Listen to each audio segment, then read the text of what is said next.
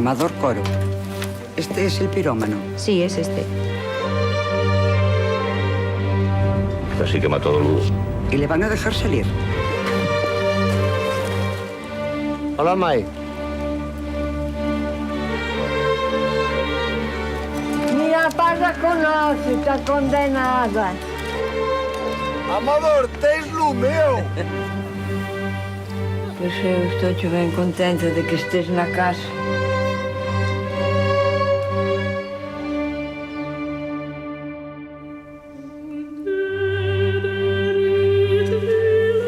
Algunas rebolas están secas. Serán o cancro.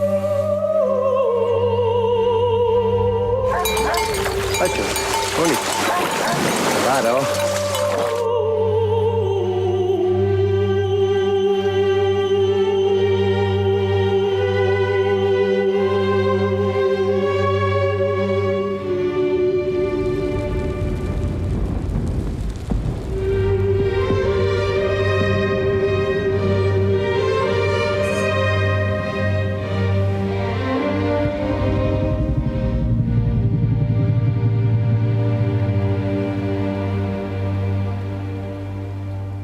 Bueno, buenas tardes a todas y a todos en esta última sesión de NIS de Cinema, que bueno, es la que cierra el ciclo de este año tan curioso 2020, en el que bueno, os hemos ofrecido nuestras colaboraciones y coloquios a través de YouTube. Así que bueno, de alguna manera espero que la hayáis disfrutado tanto como nosotras. Y hoy, bueno, Alexia y Adriana, las entendidas otra vez, como queráis, hoy nos acompaña pues, bueno, uno de los invitados que más ilusión nos hace que esté con nosotras, que es José Luis de Bordinos. Buenas tardes, José Luis, que es el director del Festival Internacional de Cine de San Sebastián. Buenas tardes y gracias por el comentario. Y que tenemos, bueno, que agradecerte muchísimo también que hayas podido atendernos porque el mes de julio es bastante crítico para vosotros a nivel de programación, aparte de todo lo demás que sucede en este año alrededor de los festivales de cine. Y bueno, que has tenido la amabilidad de acompañarnos para hablar de O que arde. Así que, bueno, pues si quieres, empezamos con lo que nos quieras comentar y seguimos nosotros. Sí, como os decía antes, me gustaría que sea una conversación, ¿no? Pero igual por empezar situando mi experiencia con O que arde, nosotros vimos la película para seleccionarla y la vio todo el equipo de selección prácticamente y nada más terminar llamamos a Koldo Zuazua, que es uno de los coproductores y aparte en este caso donostiarra y amigo personal, para decirle inmediatamente que la queríamos a competición en San Sebastián. Es decir, realmente es una película que nos fascinó desde el primer momento. Es decir, para mí es una de las películas más bonitas y además me gusta usar la palabra bonita del cine español de los últimos años, ¿no? Luego nos llamaron para decirnos que la había visto Cannes, que tenían una oferta en Certain Regard. Nos alegramos sinceramente porque pensábamos que era maravilloso para esa película ir a Cannes y entonces les ofrecimos participar en la sección de Perlas, donde recogemos películas que ya han tenido en la vida anterior en festivales o en estrenos en diferentes países, ¿no? Con esto quiero decir que ya de la primera visión de la película, hoy la he visto por tercera vez antes de tener este debate, me fascinó como me sigue fascinando ahora, ¿no? Para empezar a fijar algunas líneas de la película, a mí me parece una película muy sensual, ¿no? Y muy sensorial. Creo que es una película que entra fundamentalmente por los sentidos, por lo menos a mí, ¿no? Es decir, los personajes son casi parte de ese paisaje físico que es el bosque, un bosque que creo que era Víctor Esquirol el que decía que le recordaba incluso al bosque de Miyazaki. Es decir, lo entiendo. Creo que pocas veces se ha mostrado el bosque, la naturaleza de una manera tan hermosa. A mí me remitía a las mejores películas de Naomi Kawase y también al bosque de Miyazaki, ¿no? Me gusta el cine, sobre todo algunas películas de Kawase, pero me siento rendido ante Miyazaki, que me parece uno de los directores más grandes de la historia del cine, ¿no? Takahata, su socio, no le iría a la zaga, ¿no? Entonces, el primer punto de la película es una película muy sensual, muy, muy sensual. A mí me parece una película que todo fluye y me llega por los sentidos, por la vista, por el oído. Casi toco algunas cosas, ¿no? Siento el calor, siento la humedad, siento ese paisaje frío, duro, pero muy hermoso a la vez, ¿no? Y ahí habría otro tema del que podemos hablar, que es Mauro Arce, el fotógrafo, que creo que es fundamental, ¿no? Mauro Arce hace películas como director, pero realmente como director de fotografía creo que es uno de los grandes directores de fotografía que tenemos en España, ¿no? Y luego trabaja muy bien con otros directores, por ejemplo con Oliver Laxe, y ese entente un poco del cine gallego, de ese grupo de gente que unas veces dirigen, otras veces hacen otras cosas, pero que realmente hacen un cine como mínimo sugerente, diferente, etcétera, etcétera. Luego entre la película hay muchos temas que podremos ir entrando, ¿no? Creo que hay un tema muy importante es el de la culpa, el de la redención, la posibilidad de redención. Hay un tema que todo el rato está en la película, que es una gente que no tiene futuro, un mundo que se está terminando. Ahí ya tendríamos que hacer algún spoiler para entrar en ello, pero hay poca salida a un mundo tan hermoso al mismo tiempo como el que nos muestra la película, ¿no? Y acabaría esta primera intervención para que podáis entrar y contar cosas, diciendo que hay algo, si se me permite la licencia poética, la película muestra algo, la vida real nunca es blanca ni negra, ¿no? Es muy compleja, ¿no? Entonces el bosque es muy hermoso, pero el bosque ardiendo también. Es decir, hay gente que ama el bosque y que ama quemar el bosque. Es decir, obviamente hay gente que quema el bosque por intereses económicos, pero hay gente por ese deseo irremediable de quemarlo, ¿no? Es decir, porque realmente un bosque ardiendo es muy hermoso también. Entonces, a partir de aquí, pues por donde queráis seguimos. Sí, de hecho, Oliver Lasse, comentaba que en la película él había querido retratar el fuego de una manera que se entendiera y que la percibiera así el espectador de una manera bella, pero también muy cruel, ¿no? O sea, jugar yo creo con esa dicotomía que está presente en toda la película y que a mí me choca mucho, por ejemplo, en el caso de Amador, que claro, él en la película se intuye que está ensimismado en un entorno que es suyo y que le es propio, pero que a la vez él siente una necesidad como también de destruirlo, ¿no? Entonces, eso a mí en el segundo visionado es como la parte que más me llamaba la atención, o sea, entender el personaje sobre todo de Amador, ¿no? Y por qué él, siendo un ser que vive en ese entorno, también se tiene que revelar dentro de él. Y tienen ese diálogo Benedicta y Amador tan bonito sobre los eucaliptos, creo que es... Increíble. Que yo creo que es un poco la clave de esa relación de todos esos personajes con su entorno. Y a mí me gusta mucho también que, a pesar de que intuyamos que Amador ha hecho muchas cosas malas cívicamente, porque es así, por así decirlo, no es así, pero que aún así no está planteado como un personaje malvado. O sea, es un personaje con el que tú llegas a empatizar desde el primer momento, y no solo porque te dé pena, porque es una persona callada, sino porque realmente está planteado de una forma en la que tú empatizas perfectamente con él. Sí, porque yo creo que... Ay, perdona. No, hablando un poco, comentaba Alexia sobre cómo empatizas con Amador, justo relacionado con lo que tú comentabas, José Luis, de esa belleza que provoca también a lo mejor ver arder un bosque, ¿no? Entonces, él está ensimismado por la belleza de su entorno y te engancha a ti también como espectador cuando le ves en él que esa belleza le fascina y que en el fondo de alguna manera se deja llevar por ella y no se plantea otra cosa que dejarse llevar por las sensaciones que tiene. Ese diálogo tan hermoso en que, voy a hacer un poco spoiler, pero luego la peli hay que verla, en que dice, si hace sufrir, probablemente es porque ha sufrido él también, ¿no? Eso explica un poco la complejidad de los personajes, y luego es verdad que empatizas con el personaje de Amador. En ningún momento yo lo siento como negativo. Me cae genial. Amador y Benedicta, aunque tiene bosques, me cae genial, ¿no? Y luego creo que la película no hace juicios morales, ¿no? Y eso es importante, ¿no? Es decir, yo cuando era joven hacía más juicios morales. Hace muchos años ya que voy cumpliendo años que me siento incapaz de hacer juicios morales de casi nada, pero de casi nada. Es decir, pero ni que alguien queme un bosque. Es decir, si alguien quema un bosque por dinero me molesta muchísimo. Pero en este caso, y a alguien le puede sentar muy mal lo que voy a decir, es decir, la vida es tan compleja que Amador crea belleza quemando bosques, crea dolor y crea belleza, ¿eh? Es decir, entonces es muy complicado el mundo de Amador, ¿no?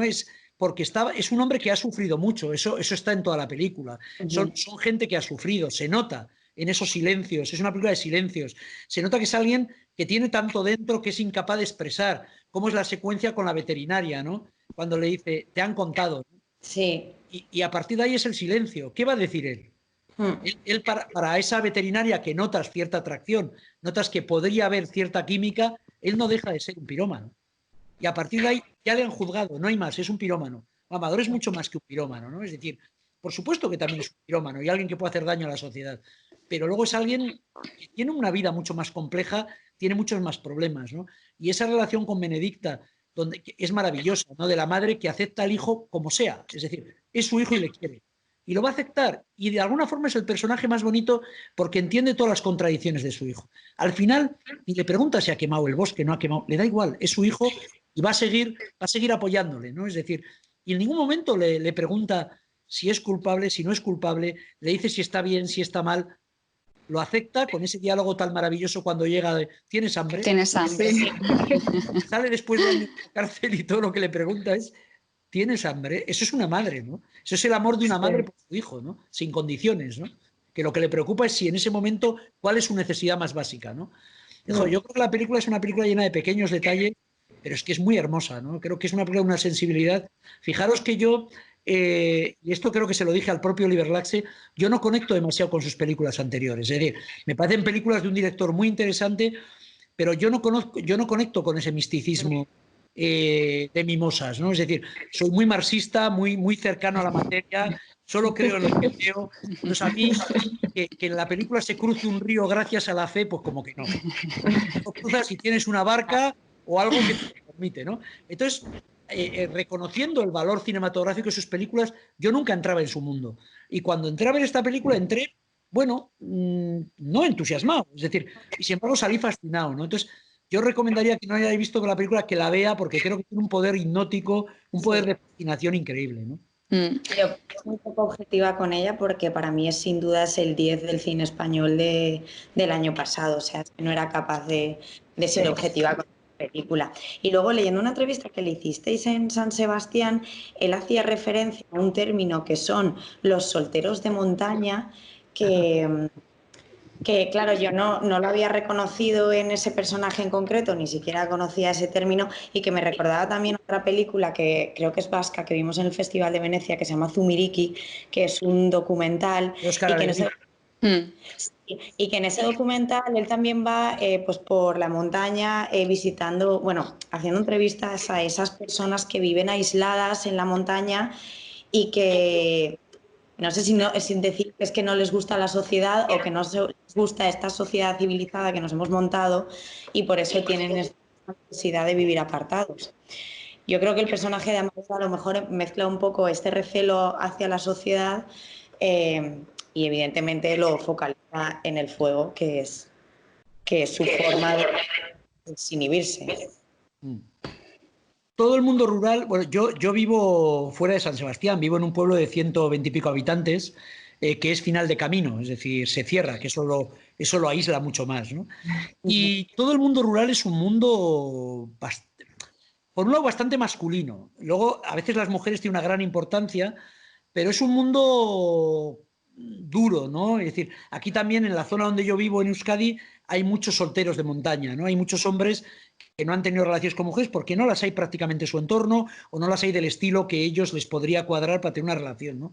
Eso yo creo que marca a los personajes, ¿no? Estos mundos donde la relación hombre-mujer son complejas, marca a los personajes. Y de hecho, Amador, a mí me gusta mucho porque la relación con la veterinaria, que intuyes que hay cierta empatía por parte de ambos, ¿no? Pero tampoco es una relación típica, no, tienen que intentar hacerse novios, no va por ahí, ¿no? Pero sí hay cierta atracción que se intuye, ¿no? Y sin embargo hay cierta distancia que les impide desarrollar un poco más esa relación. No sé hasta dónde, igual simplemente de amistad, igual más, pero aquí en este caso es el pasado de él, ¿no? Pero en todo caso ya ves que no es fácil esa relación, ¿no? Entonces probablemente sí que ese ambiente de montaña solitaria, es decir, poco poblada, el mundo rural español poco poblado, el gallego, hace que las situaciones de vida sean complejas, ¿no? Y sean duras, y la forma de relacionarse la gente sea complicada, ¿no? Yo creo que a veces tenemos una visión muy idílica, igual que hay una visión muy idílica de la naturaleza. Me hace mucha gracia cuando se dice por parte de los animalistas que, ojo, respeto el buen trato a los animales, etc. No, el hombre es el único animal que mata por placer. Ojo, ya os contaría yo mi pueblo. Llega el perro, se carga 20 pollos, los destroza y se pira. No se los come. Los mata porque le gusta.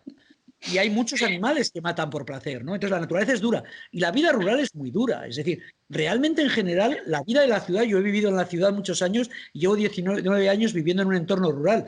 Es mucho más duro el entorno rural, es mucho más egoísta, es mucho más solitario, es mucho más cada uno a lo suyo. La ciudad en el fondo, que se dice, no, la soledad de la ciudad. Hay instrumentos en la ciudad, muchas veces institucionales incluso, que permiten relacionarse de una manera más fácil, ¿eh?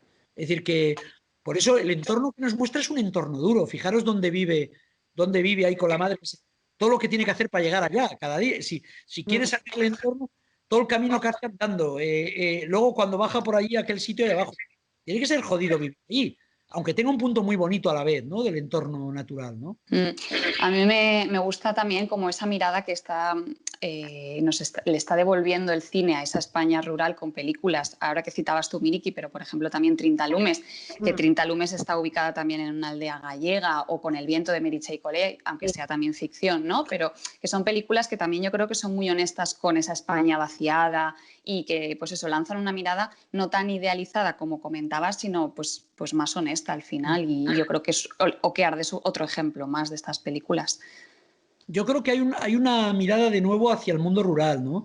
Es decir, creo que bueno, de hecho, a raíz del COVID, es decir, está pasando, ¿no? Es decir, realmente yo he pasado mi confinamiento en un pueblo, en una casa, que salgo por la puerta y tengo el bosque. Claro. Pues puedo estar solo paseando cuando me dé la gana, no me mezclo con nadie, no creo ningún problema. Entonces, fijaros, por ejemplo, en esta zona había una serie de casas a la venta y se están vendiendo todas desde que ha habido el COVID. Sí, entonces, yo sí que no me vuelvo a pillar en un piso, no me vuelvo a pillar. Claro, yo estoy en una casa de 40 metros cuadrados y no quiero ni pensar lo que hubiera sido eso, ¿no? Pero ¿qué ocurre?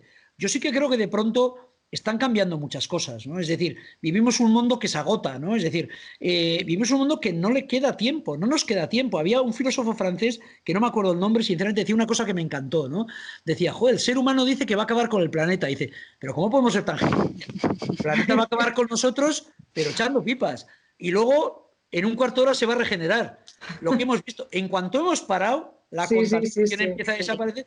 Entonces, antes palmaremos todos los seres humanos y el mundo recubrirá su ritmo, ¿no? Entonces, yo creo que la mayoría de la gente empieza a pensar en cosas. Te llena de ilusión ver que la alcaldesa de París te dice que en unos años van a hacer todo el centro de París peatonal. Es que toca hacer cambios, nos guste o no nos guste, es que si no esto se va al carajo. Entonces, yo creo que entre esas cosas los ciudadanos nos vamos a plantear cosas. Tenemos que cambiar la forma de vivir. Fijaros, nosotros en el Festival de Cine, a raíz de todo esto, bueno, estamos trabajando para el año que viene un plan de sostenibilidad, que ya habíamos empezado, ¿no?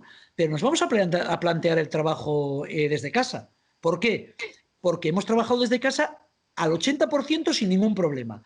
Obviamente que yo quiero que haya una parte presencial, porque me gusta ver a mis compañeros, me gusta poder abrazarles, me gusta poder discutir y viéndonos la cara de mala leche. Es decir, pero al mismo tiempo, es decir, si tú un par de días a la semana trabajas desde tu casa, te puedes organizar mejor. La conciliación puede ser más fácil, porque la gente se puede organizar, la gente que tiene niños pequeños, etcétera, etcétera. Y por último, pues trabajemos 2 días desde casa y 3 presencial. ¿Por qué no? ¿Cuántos desplazamientos se evitan si todas las empresas que pudiéramos hiciéramos esto? Entonces, tenemos que empezar a cambiar el chip. ¿Por qué tenemos que trabajar 5 días a la semana, 7 horas al día? Es que igual no hace falta. Claro. Si la gente se implica. En Japón, sitio donde todo el mundo trabaja 1000 horas, hay empresas que han empezado a trabajar solo 4 días a la semana. Y les está yendo bien. Nos estamos yendo un poco del tema central. Es verdad que todo esto está en la película. Se queda grabado, los empleados te van a... No, pero a mí esto me recuerda un poco... hay todo un cine de directores como John Ford, como Pasolini, que uno de sus temas fue Moncho Armendáriz con sus maravillosos Tasio y otros. De alguna forma, sus películas hablaban de un mundo que se terminaba y el éxodo del campo a la ciudad. Eso ha sido tema desde Ozu, desde muchísima gente está esos temas, ¿no? Empezamos a asistir a un cine que habla un poco de lo diferente. Como comentabas tú, de muchas películas empezaron a hablar de lo rural y de esa necesidad de hacer un éxodo de lo urbano a lo rural, ¿no? Esta película no habla tanto de eso, pero habla de un mundo que se acaba. Habla de un mundo que se acaba.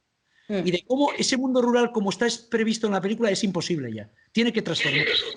Y como nombramos también 30 lumes, yo quería que habláramos también de, pues, evidentemente, de esa nueva ola de cine gallego que nos ha sorprendido a todas y a todos, ¿no? Que surgió a partir de 2010, si no me equivoco. Y claro, yo leía que lo que tienen en común, más allá del tema, todas estas películas de este nuevo cine gallego, es el hecho de autoproducirse, de no trabajar con productoras de por medio, sí que con distribuidoras independientes, pero claro, yo no sé si en el caso de Oliver Lache, él entra dentro de este nuevo cine gallego en ese sentido, porque claro, su producción es yo creo que mucho más grande que las otras que comentábamos, 30 lumes, por ejemplo, o, la de Anxos Fazans, no me acuerdo cómo se llamaba. Es una evolución natural, ¿eh? Es decir, yo no soy tan fan del nuevo cine gallego. Es decir, porque llega un momento que parece que hay el nuevo novísimo cine gallego. Es decir, creo que el cine gallego... Para 10 años, ahora ya estamos más... Creo que se ha exagerado un poco su importancia desde mi punto de vista. Algunos se enfadará conmigo. Creo que es un cine muy interesante porque hacen un cine diferente. Son capaces de hacerlo con los medios que tienen, con muy pocos medios y de experimentar. Desde ahí, me parece maravilloso. Luego creo que los resultados son un poco más coyunturales que reales, ¿no? Es decir, voy a seguir mojándome. Pasa con Godard. Godard es un director del que amo con locura alguna película y otras me parecen insufribles vistas hoy en día, pero insufribles realmente. En su momento fueron muy importantes porque coyunturalmente rompieron un montón de cosas y ayudaron a construir otras. Las ves ahora y dices, bueno, pues hombre, Vivre sa vie, obviamente, es decir, hay muchísimas maravillosas, ¿no? Pero otras no tanto. Yo creo que con el nuevo cine gallego van a quedar 4. El resto no van a quedar tanto para la posteridad. Van a ser importantes por lo que han supuesto. Y la evolución de Oliver Lasse es normal. Es decir, Oliver Lasse es un director que empieza haciendo cosas muy pequeñas, pero es que acaba en la quincena, acaba en la semana de la crítica y da el salto a un Certain Regard. De hecho, la siguiente película, y me consta porque conozco a Thierry y Fremont, director de Cannes, he discutido con él, de cine español, hemos hablado muchísimo, que a nada que la película siguiente de Oliver Lasse sea un poquito más grande, va a tener una oferta de competición oficial. Está ya casi ahí, ¿no? Casi ahí. Y es una evolución lógica de un tipo muy interesante que tiene una mirada muy especial sobre el cine, ¿no? Aquí es una producción bastante más grande. Solo la secuencia inicial del bosque me consta, porque me lo han contado algunos productores, que fue muy compleja de rodar, ¿no? Entonces, bueno, sigue siendo un cine muy independiente porque es un hombre con una mirada muy libre y trabaja con productoras que están dispuestos a asumir esos riesgos y a trabajar de otra manera, ¿no? No pensando tanto en el box office o la taquilla como en hacer un producto realmente artísticamente potente, ¿no? Entonces, a mí me parece normal, de la misma manera que es alguien que ha salido por festivales, creo que las últimas estuvieron en Sevilla, si no me equivoco, no sé si era Gijón o Sevilla, y esta ha estado en Perlas de Donosti. Es decir, no es que San Sebastián sea más o menos importante que Gijón o Sevilla, festivales que amo mucho por muchas razones y cuyos directores son amigos, pero es que sí es verdad que es una evolución lógica, es decir, por el tipo de producto que es. Y hay películas que yo creo que tienen más lógica que estén en Sevilla o en Gijón, pero Oliver ya está en un sitio donde necesita tener 40, 50 periodistas, donde necesita abrirse a otro tipo de gente, que luego la película acabe en Movistar, en Filmin, y hacer, de hecho, es la película que más taquilla ha hecho de las suyas. Entonces, es normal, es decir, pero fíjate, lo mismo que digo, que son películas, porque esto son reflexiones de otro estilo, pero como director de festival. De lo mismo que digo que es interesante que con esa película no vaya a Sevilla y vaya a San Sebastián, hay películas que es lógico que ya no vayan a San Sebastián y vayan a Cannes. Es decir, que cada festival tiene un sitio, o vayan a Venecia. Es decir, que cada festival somos diferentes y hay unos recorridos lógicos, ¿no? Y yo creo que Oliver Lasse ha dado un paso de gigante, porque creo que esta película sí le ha puesto totalmente en el mundo. Es decir, hay mucha gente esperando su siguiente película. Sí, yo creo que, bueno, si queréis hablamos ya que estás de eso, ¿no? Del hecho de qué significa o qué arde dentro de la trayectoria de Oliver Lasse, que podríamos entender como que es un director con un discurso autoral muy marcado y que hace cine en los márgenes, pero que a mí me choca, bueno, y me parece genial que él en las entrevistas tenga en cuenta al público, porque hay muchos autores que hacen el cine que quieren hacer y como que la respuesta del público les da igual, pero yo creo que Oliver Lasse no tiene ningún problema en reconocer que él quiere llegar al público y que incluso con esta, que ha tenido muy buena aceptación en taquilla y ha sido, yo creo, una sorpresa, una de las sorpresas de la temporada, ¿no? Porque aúna público, crítica, reconocimientos tanto en los Goya, que estaba ahí para ser nominada a Mejor Película. O sea, yo creo que aúna todo lo que se le puede esperar a una película de otras características, ¿no? Y que ha sido una de las sorpresas de la temporada, pues que significa mucho dentro de la trayectoria, porque como dices, da un salto más y hay mucha gente que está esperando su siguiente película, aunque yo creo que lo que he leído que se lo va a tomar con calma y no le apetece, o sea, él no se siente un director como máquina de un sistema en el que hace una película y tiene que hacer otra, ¿no? La maquinaria él la entiende diferente y creo que le va por cómo le late, ¿no? Si encuentra una película, una historia que quiera contar, la contará, ¿no? Entonces, a quien esté esperando la siguiente de Oliver Lasse, tiene que ser paciente, que no sabemos cuándo llegará, pero que quería resaltar lo que significa esta película dentro de su trayectoria. Hay una cosa, yo a riesgo de equivocarme, voy a decir, esos directores que dicen que no les importa el público, mienten. Mentira. Pero es muy honesto por su parte reconocer que sí que le importa. O sea... Todos los directores, hasta el más radical, les gustaría, uno, el que lo viera mucha gente, y dos, que le gustara a la gente. Claro, hombre, claro. Vale, evidentemente. A todos nos gusta gustar, y a los directores que hacen películas les gusta que sus películas gusten. Eso, y el que lo niegue, yo creo que igual hay algún personaje muy extraño suelto por ahí, pero yo creo que mentiría. Es decir, que... Sí, porque al final, bueno, el arte necesita su exhibición, ¿no? Y cuando tú eres artista, en este caso eres creadora, autora, director, quieres enseñar lo que has hecho. Y si no harías una película, harías, no sé, escribirías algo en un papel, lo esconderías, pero tú sabes que una película va a salir y se va a ver. Y en el fondo ese pequeño o gran ego que tenga cada uno es natural, ¿no? Que luego estén contando cuánta gente la ha visto, que estén contando cuántas personas ha recibido más, recibido menos. Creo que eso es totalmente lógico. Oliver es un tipo muy inteligente, con un discurso siempre interesante. Luego puedes estar de acuerdo o no, ¿no? Casi siempre que hay una entrevista crea polémicas. Sí, ha habido una reciente. La última. Pero lo que nadie le puede negar es que es un tío inteligente y que sabe muy bien lo que dice, ¿no? Pero luego tú te la lees, la entrevista, y de los titulares es que los carga el diablo, porque luego no puedes estar más de acuerdo con él ni puedes agradecer el discurso que él tiene y él defiende. O sea, no puedes estar más de acuerdo con él, ¿no? Otra cosa ya es, entramos en el tema de titulares y en criminalización de plataformas, que él en realidad tampoco, leyendo la entrevista, criminaliza las plataformas. Yo creo que criminaliza los productos como manufacturados que se ofrecen desde esas plataformas, pero es que sus películas están en plataformas, quiero decir, no es una persona que esté en contra de eso. La puedes ver en Filmin y la puedes ver en Movistar. Exacto. No, luego hay que leer la letra pequeña. Fijaros, hubo un debate muy grande con las palabras de Thierry Fremont, que las reprodujeron todos en título. Un festival online no es un festival, ¿no? Bueno, indignación por parte de la muchachada que defiende el cine online, indignación por las plataformas, etcétera, etcétera. En realidad, yo no sé si Thierry dijo eso exactamente o no, pero sí sé lo que él alguna vez hemos hablado y quiere decir, pero no había interés en explicarlo. Es decir, Thierry lo que él cree es que festivales como Cannes, como San Sebastián o como Venecia no tienen sentido online. No sería un festival de ese estilo. Quiere decir que no haya la posibilidad de hacer festivales online. Claro que se pueden hacer festivales online maravillosos, ¿no? Entonces los titulares son muy peligrosos, ¿no? A todos los niveles. Es decir, tal festival online ha tenido 200.000 personas. Ya. ¿Cuánto tiempo han visto la película los que han entrado? ¿En qué condiciones? Muy sencillo. Nosotros este año hemos participado en el We Are One, que no sé si conocéis, es un festival. Sí. Y hemos puesto 3 películas. Bueno, he visto datos de algunas películas que han estado en ese festival. 28.000 visionados. Media de tiempo por visionado, 8 minutos 23 segundos.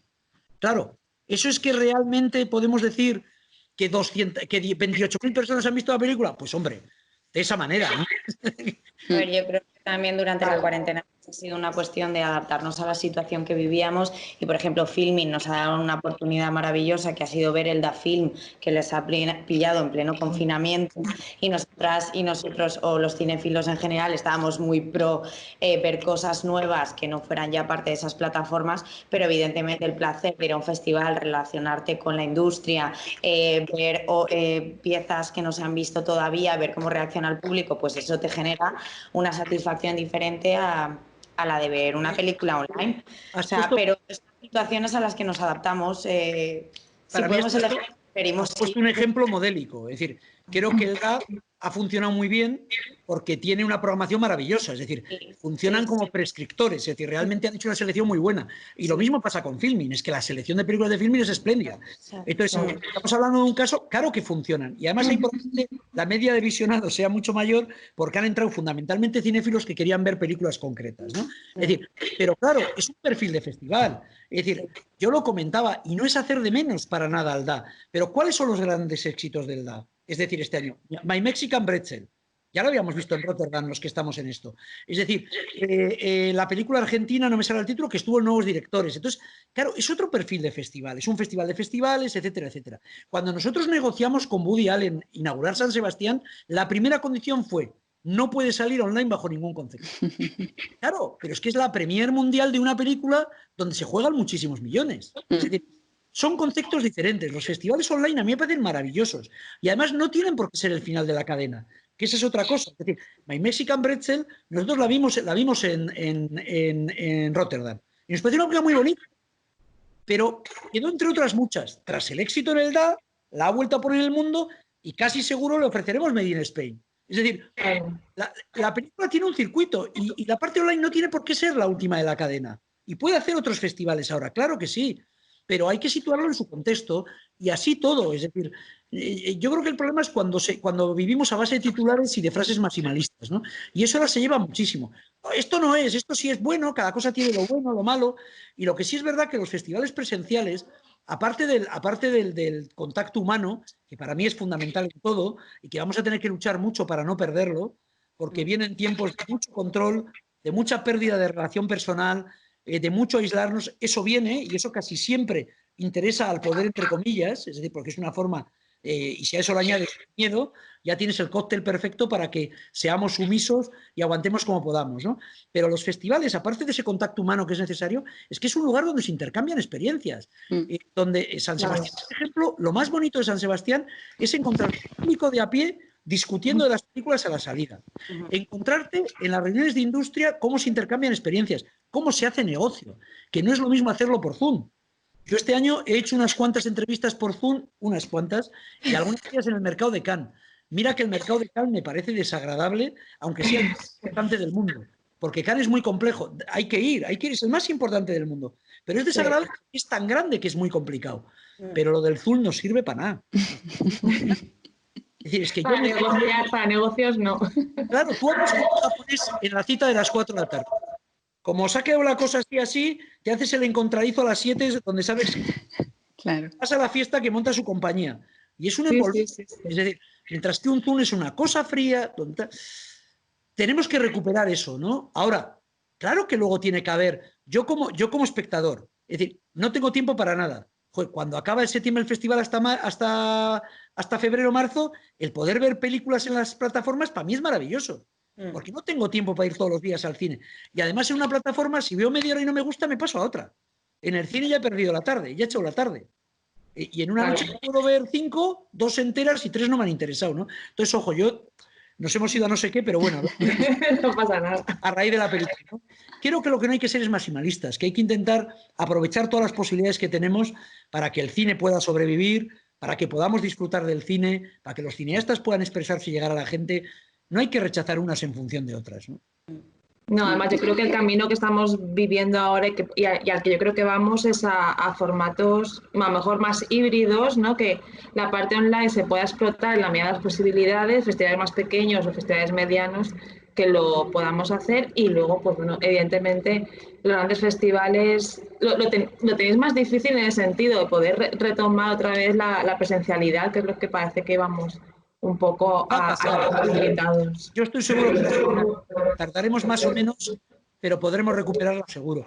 Os saco otro tema, una expresión que me gustó mucho. Vuelvo a la película, que nos hemos vale.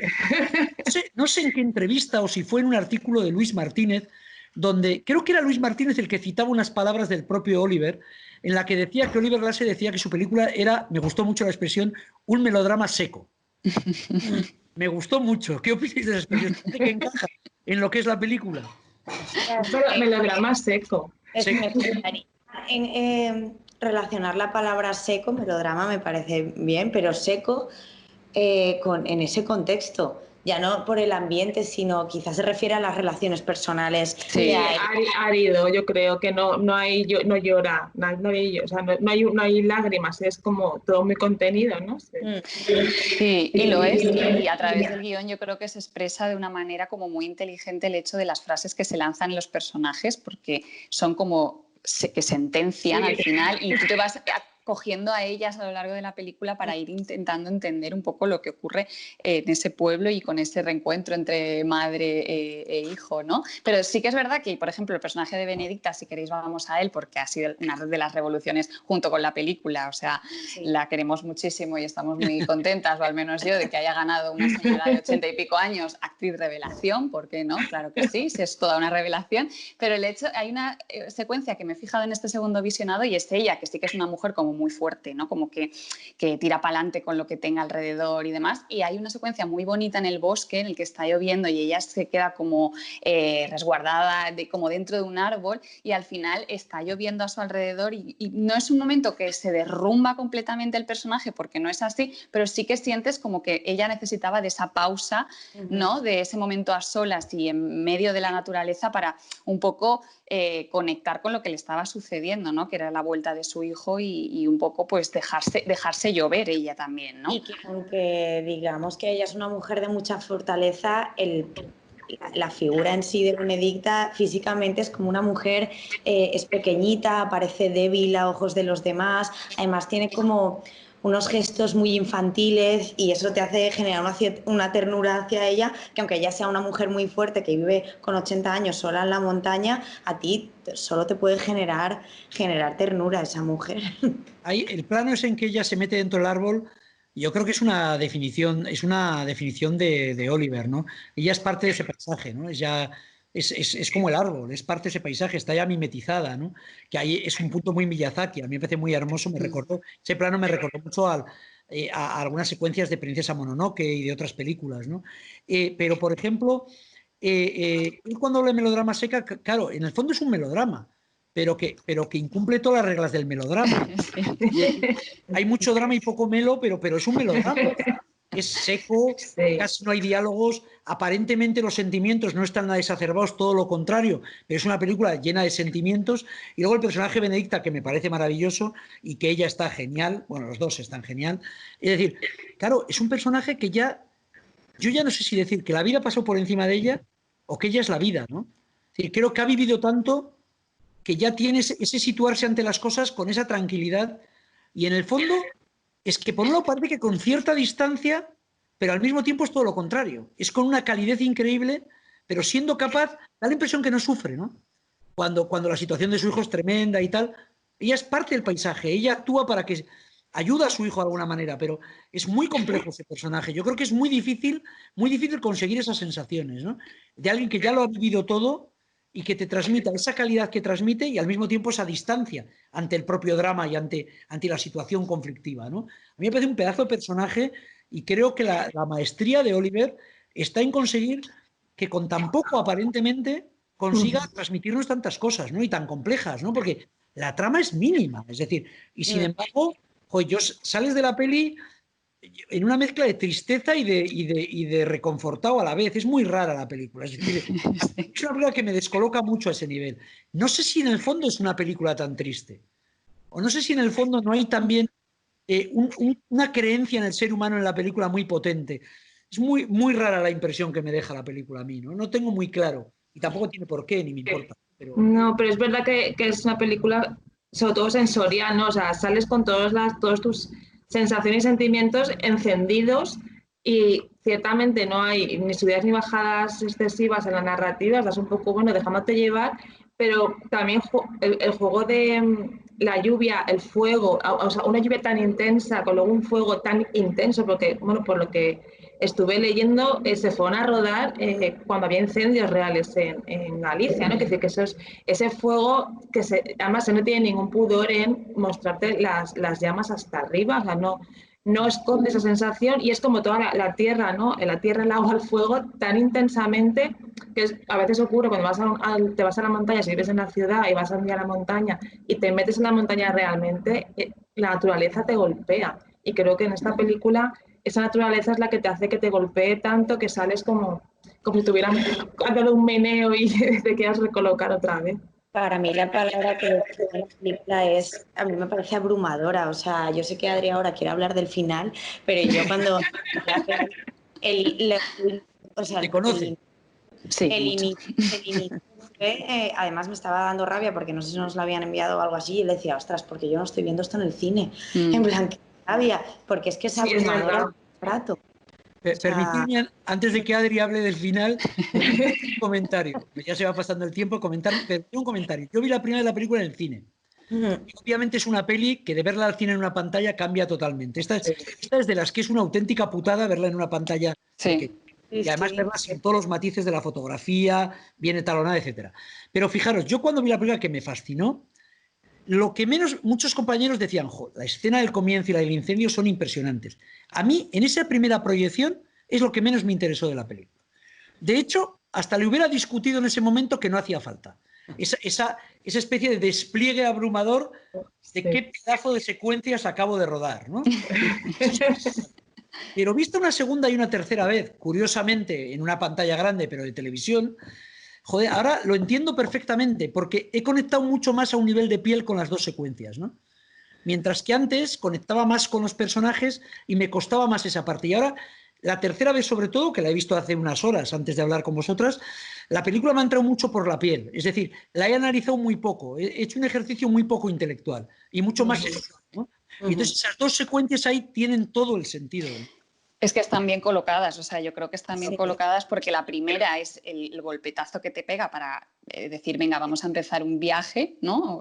Y luego ya te conecta un poco a nivel más argumental y con la historia y demás, pero luego el incendio que ocurre casi al final otra vez te pega otro viaje, ¿no? Te sacude como diciendo, ¿qué pasa aquí, no? A mí me gusta más, quizá la del incendio podría ser más cuestionada o no, la primera es que me encanta, o sea, me encanta porque es una forma de meterte dentro de la película al final, para que tú igual la leas de esa manera como más sensorial y no tan intelectual, como dices, ¿no? Yo creo que esa secuencia tiene esa función al final y es que tú leas la película así, o sea, te dejes llevar por ella y tiene todo el sentido del mundo. Mira, si queréis no hablo del incendio, ¿ves? Habla. Me quedo con saber qué querías decir del incendio. No, pero sí que yo creo, no sé si os das la sensación o lo veis súper claro, que hay un final abierto, ¿no? En el sentido de si Amador ha sido el responsable de ese incendio que ocurre o no. O sea, yo lo veo muy abierto, yo no me decanto por una opción o por otra. Yo creo que tampoco Oliver es su intención ahí. A mí no me preocupa porque yo desde el principio pues tenía claro que había sido él, pero tampoco me preocupa, ¿sabes? No me hacía esa pregunta como acusatoria o me seguía preguntando, simplemente pues yo creo que se da por hecho que ha sido él, pero tú sigues con el curso de la película, ¿no? Yo creo que él fue un pirómano, pero en el incendio que vemos al final, yo creo que no nos dicen si sí o si no. No hay nada que te obligue a pensar ni que sí ni que no. Y yo creo que es que Oliver no hace ningún juicio ético ni moral sobre el personaje y creo que no nos da la solución para que no lo hagamos nosotros. Claro, exacto. Porque realmente puede ser inocente perfectamente. No sabemos si lo ha quemado él o no. Puede ser que ya haya conseguido superar eso. O puede ser que no, puede que sea el pirómano, ¿no? Creo que es lo que menos importa en la película, ¿no? Creo que es el retrato de alguien contra las cuerdas, ¿no? Y en el fondo es el retrato de alguien contra las cuerdas y de un mundo contra las cuerdas, ¿no? Joder, muy bonito, ¿no? Lleno de cosas, de un mundo que tiene cosas maravillosas, pero que ya da la impresión que no puede seguir sobreviviendo, ¿no? De hecho, hay algo que igual es una parte más obvia y menos interesante, que es la de la construcción un poco de esta especie de hotel rural o de casa rural, que el incendio se lo lleva por delante. Es decir, ya no hay futuro ni para el que quiere realmente montar allí algo, traer gente, porque es un mundo tan aislado. Y dices, bueno, las vacas ya no tienen pastos, no puedes vivir con lo que tienen, ya no van a poder vivir mucho tiempo. Entonces creas un hotel rural, ni eso, se quema, ¿no? Es decir, es una especie de no hay salida, ¿no? No hay salida, estamos, ¿no? También se cuestiona, desde los personajes cuestionan el sentido que tiene construir algo así para turistas. Yo creo que es Benedicta, ¿no? Quien dice, ¿pero aquí va a venir alguien? Sí. Yo tengo la impresión que a Oliver Laxe no le excita excesivamente el agroturismo. Esa idea, ¿no? La casa rural, ¿no? Yo sí que he leído que él está ahora con un proyecto, de hecho él ha pasado el confinamiento ahí, en esa localización, y que está con un proyecto de desarrollo rural del espacio, pero no tanto como para turistas, sino como para rescatar como oficios del entorno, artesanía local y demás. O sea que él ahora está en esa, se ha quedado allí. El miedo a la gentrificación siempre está, pero a la vez es como, seguro que podemos encontrar un término medio para que esta gente siga teniendo, pues, sigan pudiendo vivir aquí porque reciben visitas o a la gente le interesa sin que nos pasemos 3 pueblos. Y también quería, antes de que termináramos, hablar de la recepción que le da al personaje de Amador desde el pueblo, ¿no? Porque podríamos pensar que al volver de la cárcel el pueblo lo va a recibir de una manera como muy brusca, como lo va a expulsar de la comunidad, pero al mismo tiempo yo creo que no se hace, igual que no hay un planteamiento en la película para que nosotros establezcamos ese juicio moral de culpable o inocente desde el pueblo, también hay un proceso de aceptarlo a él y se autocorrigen un poco, corrigen entre ellos cuando alguien intenta sobrepasarse con él, ¿no? O tomarle el pelo. Siempre hay otra persona que le dice, oye, tal, no te pases, ¿no? Y eso hay un personaje que dice, es un tipo extraño tal, pero lo ha tenido muy difícil, ¿no? Dice algo así, si no me equivoco, ¿no? Sí. Es verdad, yo creo que eso es muy bonito, es decir, no nos presenta a un pueblo vengativo, de odio, es decir, de alguna forma hay un pueblo que puede hasta entenderlo, ¿no? Es que vuelve a pasar en una situación muy dura.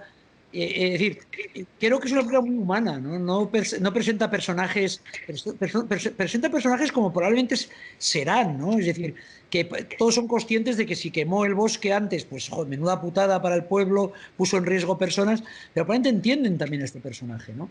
Y yo creo que ahí, tal como él se enfrenta al campo, al bosque, etcétera, creo que hay algo en ese punto poético de alguien que ama algo que también lo destruye, ¿no? Y en el acto de destruirlo es hermoso, ¿no? Porque el fuego es hermoso. Es decir, la secuencia final, hay quien decía, jo, es que está demasiado estetizada, no estetizante, es muy bonito. Ya, pero es que el fuego es hermoso. Es decir, claro, quemar un bosque es hermosísimo, aunque es peligroso, chungo, pero es muy bonito verlo sucediendo, ¿no? Entonces esa fascinación de él por eso que él ama y que también puede destruir, es parte de la vida, ¿no? Puedes llevar eso en plan metafórico a... Puedes destruir a ese que amas muy fácilmente, ¿no? El amor y la destrucción y el odio, todos sabemos que hay una fina línea, ¿no? Eso está en la película también, ¿no? Es decir, creo que es muy fina la película a la hora de hablar de los sentimientos humanos, ¿no? Qué maravilla.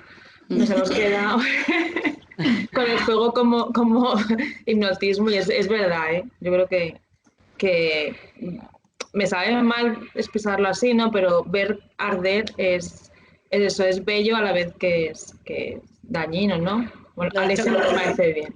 Muchas cosas en la vida son muy tóxicas y muy hermosas a la vez. Sí, eso es verdad. No, es que lo dejaremos para las chimeneas el fuego y las fallas. Me están entrando unas ganas de salir a quemar algo que no sé yo.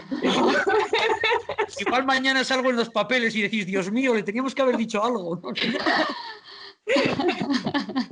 O sea, sobre todo cuando vives en una naturaleza tan potente como la que tenéis en Euskadi, debe ser fascinante, asombrante y ver el verde, no el fuego, el verde. Sí, se te viene encima. Aquí afortunadamente tenemos pocos incendios porque es verdad que bueno, pues que es bastante húmedo, es verdad que cada vez un poco menos y en los veranos tenemos algún susto, pero en general no tenemos los problemas que hay en otras provincias. Bueno, Galicia es bastante húmedo también, pero los veranos son secos. Oliver Laxe comentaba que allí sí que hay muchos incendios. Muchísimos. Intencionado. En Galicia hay muchísimo intencionado, ¿no? Que a mí sobre todo ya bueno, no estoy a favor de los incendios por belleza, pero los que detesto realmente es el que es capaz de quemar un bosque por dinero, me parece muy repugnante, ¿no? Pero bueno. Es otro tema. Sí, en Galicia incendios provocados por motivos económicos hay muchísimos, sí. Y yo creo que a lo mejor también una de las motivaciones que tuvo Oliver Laxe para hacer esta película de alguna manera también era poner delante qué sucede, ¿no? Cuando de repente utilizamos el bosque como un fin económico o mal traído, porque al final, si volver a la montaña es un modo romántico en el que pensamos que es la vida en el campo vista desde la ciudad, allí realmente pues su forma de vida es distinta, ¿no? Y si tenemos que hacer casas rurales a lo loco y quemar trozos de bosque para hacer no sé qué. Otro tipo de Otro tipo, claro, sí. Al final es así. Normalmente muchos se queman para poder cultivar cosas, para hacer que de alguna forma el terreno se revalorice y tenga más valor. Pero yo creo que los crímenes más horribles que cometemos los seres humanos son los que se hacen por dinero, ¿no? Los demás pueden ser crímenes, pero bueno, los que se hacen por pasión, los que se hacen por locura, los que se hacen... Bueno, digamos que no voy a decir que sean justificables, pero yo los puedo entender más, ¿no? Los que se hacen por dinero me parece que son los más despectivos. Y en la quema de bosques hay mucho interés económico, ¿no? Muchísimo. Pues no bueno, sé si ¿Queréis comentar algo más? Yo creo que nos hemos quedado con las ganas de poder ver O que arde en pantalla grande otra vez. A ver si... Es una experiencia. Sí. Y el sonido. No hemos hablado de la banda sonora. No solo de la música clásica, Vivaldi, etcétera.